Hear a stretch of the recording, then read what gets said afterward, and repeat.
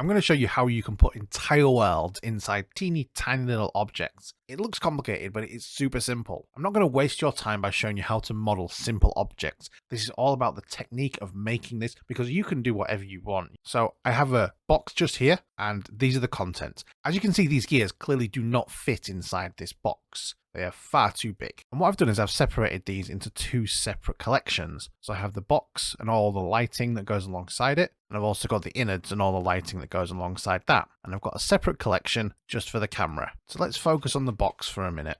Within the box, it's pretty simple and straightforward. I've just got a standard material, and for the section that's going to be the window, I'm using a holdout shader. And just to be clear for anybody who's not familiar with how to do this, so all you do is you change from your principled BSDF to holdout. It's dead simple and straightforward, no other settings are necessary. So what we're going to do is we're actually going to make a copy of this scene. We're going to do a full copy, and we'll call this insides. So now we've got two identical scenes. So we have box and insides. So in fact, let's call that contents. There we go, contents. So within the contents scene, you're going to have a spare camera. We don't need this. So let's just delete that. And then what we can also do is disable the box collection within the contents. So all we have now is literally the contents. The reason we're using a full copy rather than a linked copy is so that we can have different environmental settings, such as a different HDRI for the environment. Now, if we go back to the box scene, we want to be selecting our camera rig. And then if we press Ctrl L, we can link objects to scene. So we can link this camera to the content scene. So I've animated this camera in the box scene. And now if we go across to the content scene, the animation is identical. So this will be mirrored between these two scenes. There's one last thing that we need to do,